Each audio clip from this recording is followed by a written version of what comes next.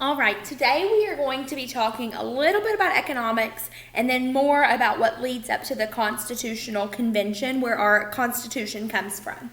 So, the first thing we need to know about economics, we're going to talk about supply and demand. So, that's not really hard. And what it means is when your supply of something, when you have a lot of something, if your supply goes up, your demand goes down. So, think of it if you're in your classroom and there's 25 kids in your class and every kid wants a candy bar. And your teacher walks in and they have 25 candy bars. They have a good supply, so the demand isn't very high. Nobody's going to be fighting each other for a candy bar because there's enough to go around. But if you walk into your classroom and there's 25 kids and everybody wants a candy bar and your teacher comes in and she has 2 candy bars, well, the demand for that becomes a lot higher then, because now there's not enough to go around. Your supply is low, so your demand goes higher. This happens a lot with our goods, and that affects our prices. So if everybody wants an iPad, and that's what everybody wants for Christmas and their birthday, and Apple can't make enough, their supply can't be what it needs to be, their supply is lower, then that demand's going to get higher. And a lot of times, if our supply is low and our demand is high, that means they're going to raise the prices. Apple might raise their prices and say, well, I don't have enough to go around, so if you really want it, you're going to have to pay more for it. So supply and demand, the thing to know about that, when your supply is high, your demand's normally low because there's not much competition. But when your supply is low, your demand is going to be higher because now people are going to have to compete for the few things, for the small supply of stuff. So then when we talk about leading up to the Constitutional Convention, we're going to talk about Shays' Rebellion, and you're going to read about that today. It happened around the 1780s, and the background for that is in the 1780s, there were a lot of farmers, and their crop prices, they were really low. So farmers had put all this work into raising their crops and growing their crops, and they were really banking on those crops to make a lot of money, and they just didn't. The prices were low, they couldn't make money off of them.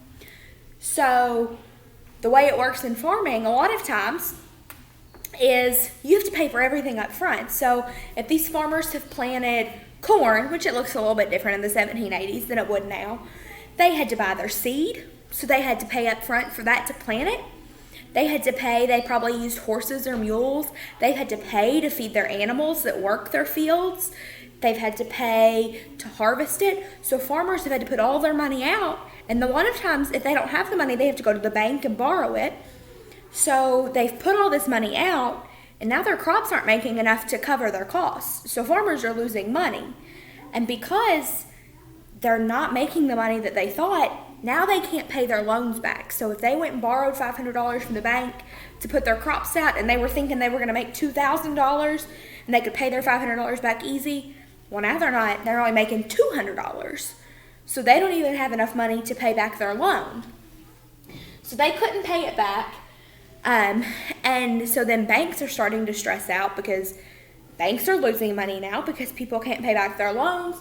So then people started demanding that the government just start printing more money. Just, here's some paper, go print some money. We need money. So they did that. But then when they printed more money, they flooded the system, and that caused inflation. So inflation happens when now we're putting all kinds of more money into our system because we think it's going to solve our problems. But now the value of that dollar is lessened. So just because, I've printed money and I have it, that doesn't mean it's worth what it would have been before, because now there's more money in the system, so people have to raise their prices. That happened during the Great Depression too, which we'll learn about in a couple months. So we've got inflation, farmers still can't pay back their loans, and now the banks are going to start coming after the farmers. They're going to come after their homes, they're going to come after any land they own, any animals, anything worth money that the banks can sell to try and get some of their money back. So in 1787, a farmer named Shay, that's why it's called Shays' Rebellion, he led a group of farmers to Congress. They went to the government and they said, we can't help it, these prices are low, you have to give us more time to pay our taxes and to pay back these payments. So the farmers went and they said, we can't do it, this isn't fair, we need to delay payments. And that led, after that, when all the farmers go to Congress, they said, we probably need to have a convention. We need to all get together and talk about this. Well, only a very few people showed up at this original convention. So then they said, you know what? We need to get together in Pennsylvania and have a bigger convention. And that was the Constitutional Convention. So, at the Constitutional Convention, 73 delegates were invited, only 55 of them showed up. So still, not a whole lot of them came. Over half of them did, but still not everybody. And back then, the only way you could be considered a delegate, you had to be a white male that owned property. So even then, you're really not representing the whole, not every farmer is a white male property owner. So they really weren't representing everybody. So they started out unfair from the beginning. And the first thing the Constitutional Convention did, they thought, we're going to amend the Articles of Confederation. That's what we base our government off of. We're just going to change a couple things. And they got there and they were like, this is junk, throw it away.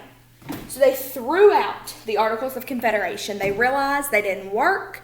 They weren't going to work. They were part of the reason the country was in such a bad place. Get rid of them. And that's when they decided to begin writing the Constitution, which we have now. So what they wanted was they wanted national power and state government. So they wanted the national government and the state government to share power, which sounds good.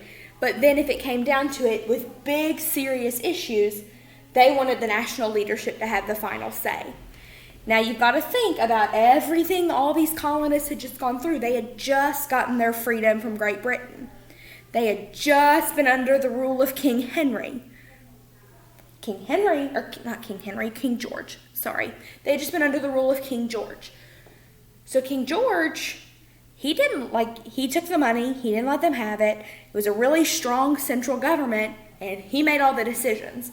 So a lot of the delegates were really nervous about a strong national government because they didn't want it to be like what they had had in England. So when we stop on this lesson, we've had the rebellion, we've had some delegates show to the Constitutional Convention, and that's when we're starting to work on the Constitution that we have now.